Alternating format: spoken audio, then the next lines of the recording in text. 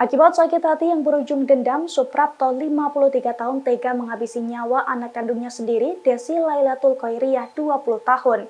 Bahkan sebelum membunuh, Suprapto juga sempat menyetubuhi gadis yang berasal dari Kecamatan Ngadiluih tersebut. Hal itu telah dikonfirmasi oleh Kasat Reskrim Polres Kediri AKP Rizkika Atmada Putra pada Senin 17 Juli 2023. AKP Rizkika menuturkan kejadian bermula saat korban pulang dari tempat kerjanya pada Rabu 5 Juli 2023 lalu. Korban yang sedang berganti pakaian di rumah tiba-tiba ditarik oleh Suprapto hingga terjatuh dan terluka di bagian kepala. Setelah itu Suprapto kemudian mencekik leher korban.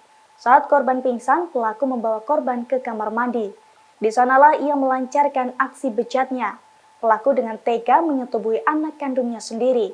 Pelaku yang bingung kemudian mengikat korban dan memasukkannya ke dalam karung putih yang ia bawa. Setelah itu ia membawa jasad anaknya ke areal persawahan di Desa Bulu Pasar, Kecamatan Pagu. Namun baru ditemukan oleh warga 3 hari setelahnya, tepatnya pada Sabtu 8 Juli 2023.